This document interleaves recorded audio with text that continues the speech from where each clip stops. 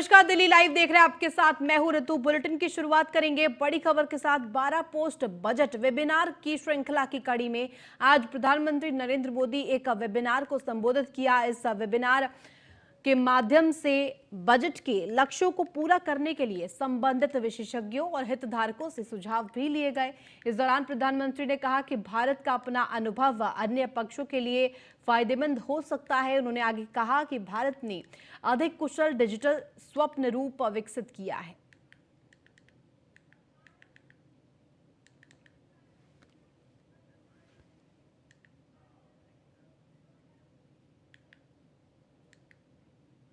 College और private sector आर&डी teams के लिए उपलब्ध किया जाए।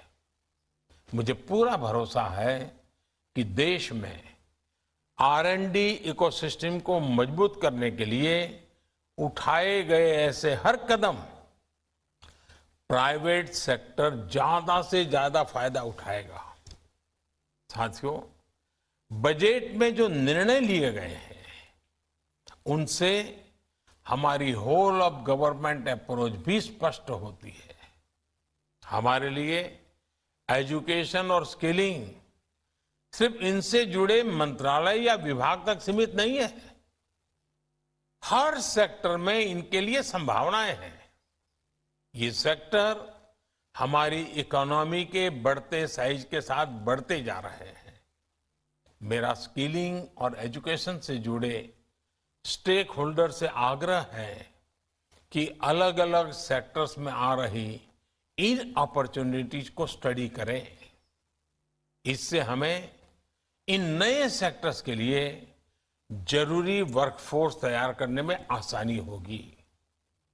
अब जैसे आप भारत के तेजी से बढ़ते सिविल एविएशन सेक्टर से जुड़ी खबरों को सुन रहे हैं, ये दिखाता है कि भारत की ट्रेवल और टूरिज्म इंडस्ट्री का कितना विस्तार हो रहा है। ये रोजगार के बहुत बड़े माध्यम है। इसलिए हमारे स्किलिंग सेंटर्स और एजुकेशनल इंस्टीट्यूशन को इसके लिए भी कैपेसिटी तैयार करनी होगी। मैं चाहूंगा जो युवा स्किल इंडिया मिशन के तहत प्रशिक्षित हुए हैं, हम उनका भी अपडेटेड डेटाबेस तैयार करें। और दिल्ली के आईटीओ में लोक निर्माण विभाग द्वारा चलाए जा रहे अतिक्रमण विरोधी अभियान में एक मस्जिद और एक मंदिर तोड़ा जा रहा है, जिसको लेकर हमारे संवाददाता ने मंदिर के पुजारी से खास बातचीत की। आइए आपको सुनवाते हैं। पीडब्ल्यूडी की कार्रवाई लगातार अभी भी जारी है और हमारे साथ इस मंदिर के पुजारी जी हैं। पुजारी जी, क्या नोटिस पहले मिला था इसको लेकर या क्या कुछ कार्रवाई जो हो रही है? आपसे बातचीत हुई थी पुलिस प्रशासन की, पीडब्ल्यूडी की? नवंबर में उन्होंने बताया था कि मुझे फुटपाथ चौड़ा करना है, इसलिए मुझे ये आगे का हिस्सा मंदिर तोड़ना पड़ेगा। हम लोगों ने मना किया और मंदिर का कागज़ दिखाया गया। पूरी मंदिर का कागज़ है, 158 स्क्वायर फुट का कागज़ है, दिखाया गया। इन्होंने नहीं माना। कोर्ट गए, कोर्ट में हमारा केस चल रहा था। कोर्ट से क्या आर्डर हुआ क्या नहीं उन्होंने कुछ नहीं बताया। जब सुबह शाम को मंदिर लोग बंद करके चले गए, सुबह जब मंदिर खोलने देखा है कि यहाँ बुलडोजर चल रहा है, बिना बताए तोड़ देना जबरदस्त। कोई किसी भी तरीके से बताया नहीं गया कि कल यहाँ पे बुलडोजर चलेगा, आप मंदिर की सामग्री हटा लीजिए, तमाम चीजें हटा लीजिए कि किसी भी तरीके के नुकसान ना हो? कुछ नहीं बताया इन्होंने, सुबह कुछ नहीं बताया। इन्होंने ये नहीं बताया कि कल से हम मंदिर तोड़ेंगे, इन्होंने मुझे नहीं बताया। इन्होंने ये कहा कि हमारा कोर्ट का आदेश आ गया है। और ये कब बताया कि आदेश आ गया? कल बताया था इन्होंने। कल बताया था? हाँ, लेकिन इन्होंने ये नहीं था कि हम कब तोड़ रहे हैं, ये सब कुछ नहीं बताया इन्होंने। कुछ नहीं बताया इन्होंने, कोई नोटिस नहीं दिया, कोई ऑर्डर का कागज नहीं दिया इन्होंने, और सुबह एक इन्होंने मंदिर को तोड़ दिया। अच्छा, एक बात बताइए, जो ये बुलडोजर चल रहा है, आगे की कार्रवाई जो की तोड़ा गया है, ये वाकई में क्या अवैध है? क्या इस तरीके के? नहीं, कोई अवैध नहीं, पूरा कागज है, मंदिर का पूरा कागज है, कोई अवैध नहीं है। मंदिर का कागज है, कागज इनको दिखाया भी गया था, कागज कोर्ट में पेश किया गया, सब कुछ कागज है, कोई अवैध नहीं है, लिखित में सब कुछ प्रमाण है। आपको क्या लगता है किसी के सह पे ऐसी कार्रवाई हो रही है? बिल्कुल ऐसा नहीं होना चाहिए, इन्होंने बहुत गलत किया है। हम लोग इसको विरोध कर रहे हैं इसका, ये मानते कहाँ हैं।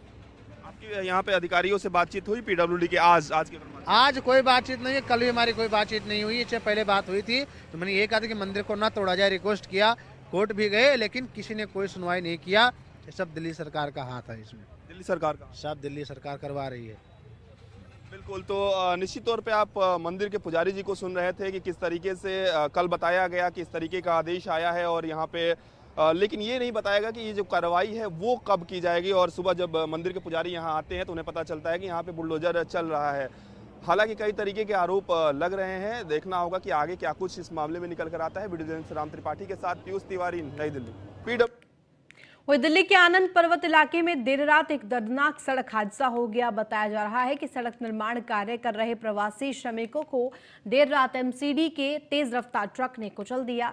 इस हादसे में एक बच्चे समेत 4 लोगों की मौत हो गई। सूचना मिलते ही फौरन घटनास्थल पर पहुंची पुलिस जब घटनास्थल पर पहुंची तो 3 लोगों की हादसे में मौके पर ही मौत हो गई, जबकि एक गंभीर रूप से घायल हो गया। पुलिस ने फौरन घायल को अस्पताल में भर्ती कराया, जिसका इलाज चल रहा है।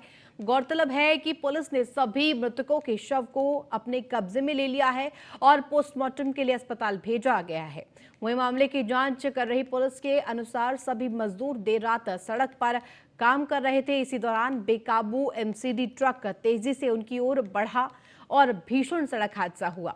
सड़क पर काम करने वाले सभी मजदूर मध्य प्रदेश के टीकमगढ़ के रहने वाले बताए जा रहे हैं। पुलिस अन्य मजदूरों से पूछताछ कर मृतकों के बारे में और सबूत जुटाने की कोशिश कर रही है। 1 बजे हुई है जी। इस साइड से ट्रक आ रहा था और एमसीडी का ट्रक था जी, केजरीवाल का।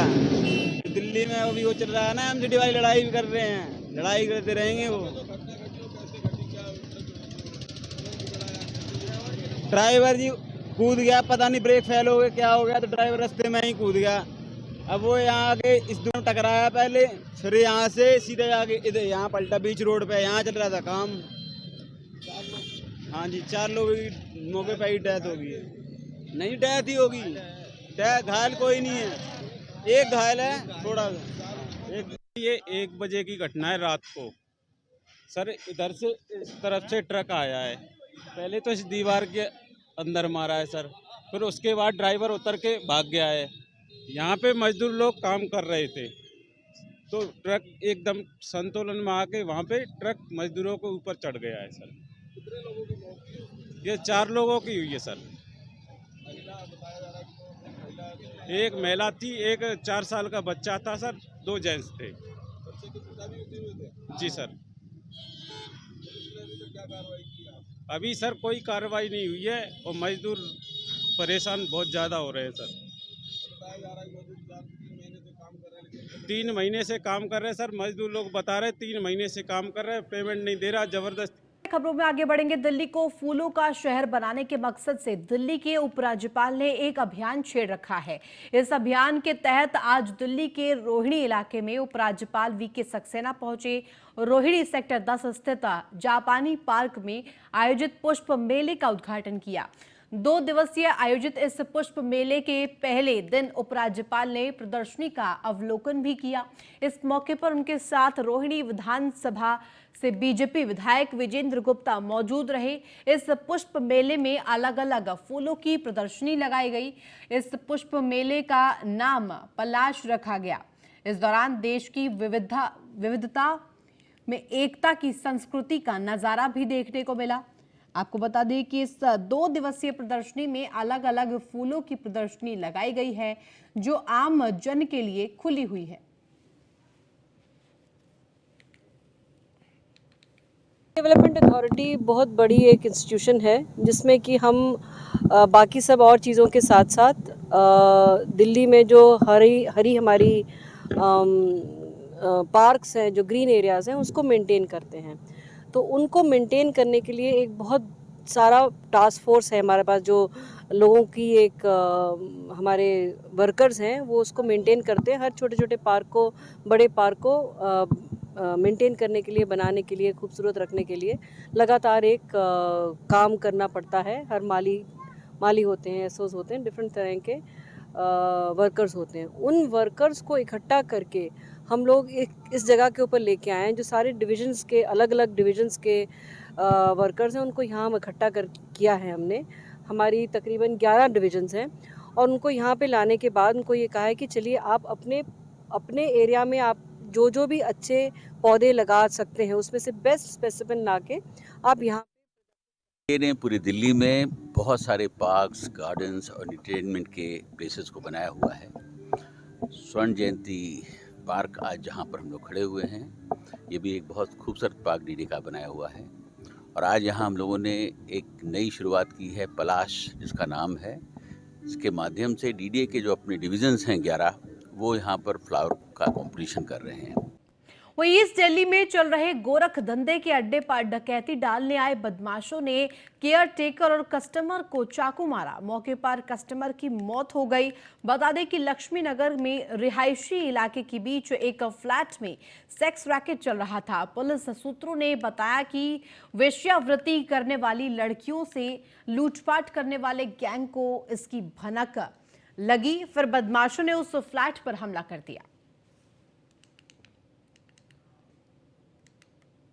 वहीं दिल्ली बीजेपी कार्यकारी अध्यक्ष वीरेंद्र सचदेवा ने आज पत्रकार वार्ता में कहा कि हम दिल्ली उच्च न्यायालय के द्वारा नगर निगम महापौर शैली ओबरॉय द्वारा नगर निगम की स्थायी समिति का चुनाव पुनः कराने की घोषणा के क्रियान्वयन पर रोक लगाए जाने का स्वागत करते हैं। पत्रकार वार्ता में निगम पार्षद रेखा गुप्ता, कमलजीत सहरावत और शिखा राय और प्रदेश प्रवक्ता प्रवीण शंकर कपूर उपस्थित थे।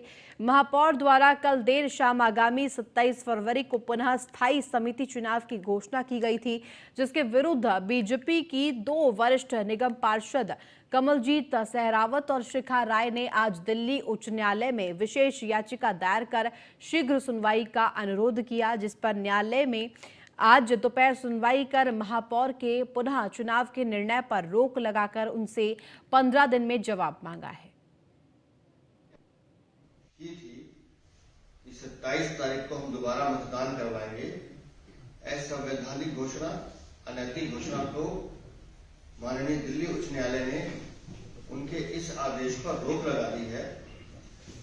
इसका हम तहे दिल से स्वागत करते हैं। स्थायी समिति का चुनाव शांति से संपन्न हुआ।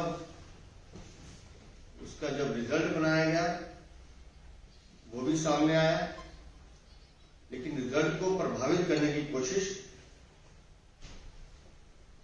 महापौर द्वारा की गई और उसके बाद जो हुआ वो आप सबने देखा। इसलिए हमने सुबह ही कहा था कि ये जो प्रक्रिया उन्होंने अपनाई है, जो घोषणा उन्होंने की है, अनैतिक है, गलत है, गैर कानूनी है और हमारी इस बात को दिल्ली उच्च न्यायालय ने माना। और एक टिप्पणी, क्योंकि हमारी ये दोनों साथी पार्षद कोर्ट में थे, उनके वकीलों से बार बार पूछा गया, आप ये बताएं कि महापौर चुनाव करवा सकती हैं, इसका कोई प्रोविजन है? उसका जवाब उनके पास नहीं था। इसलिए दिल्ली उच्च न्यायालय ने इस पर रोक लगाई है और उनसे कहा है कि आपके पास जो भी कागज है लेकर आइए। लेकिन मैं आपको विश्वास दिलाता हूं कि इसमें सत्य की जीत आज भी हुई है, आगे भी हुई। और आम आदमी पार्टी जिस निरंकुशता से शासन चलाने की आदी है, दिल्ली नगर निगम में हमारे साथी पार्षद एक अंकुश का काम करेंगे और उनकी इस बदमाशी को स्वीकार नहीं करेंगे। और ये वहीं श्री वेंकटेश्वरा विश्वविद्यालय में नवभारत निर्माण में नई शिक्षा नीति की भूमिका विषय पर 1 दिवसीय राष्ट्रीय सेमिनार का आयोजन किया गया, जिसमें देश के विभिन्न हिस्सों और राज्यों से आए विख्यात शिक्षाविदों, सहकारों और वैज्ञानिकों और शोधकर्ताओं ने नई शिक्षा नीति को बहुत शानदार, रोजगार परक, मूल्य परक एवं ऐतिहासिक बताते हुए इस शिक्षा नीति और युवा शक्ति के बल पर भारत को फिर से विश्व गुरु बनाने का आह्वान किया। इसके साथ ही शिक्षक सम्मान 2023 में देश भर से आए शिक्षाविदों को शॉल, स्मृति चिन्ह और सम्मान प्रतीक भेंट कर उनको सम्मानित भी किया गया। इस अवसर पर समूह चेयरमैन डॉक्टर सुधीर गिरी ने कहा कि शिक्षक का सम्मान इस धरा पर किए जाने वाले सभी सम्मानों में सर्वोच्च है, क्योंकि एक गुरु की पाठशाला में डॉक्टर्स, इंजीनियर, वैज्ञानिक के साथ साथ प्रधानमंत्री और राष्ट्रपति भी तैयार होते हैं।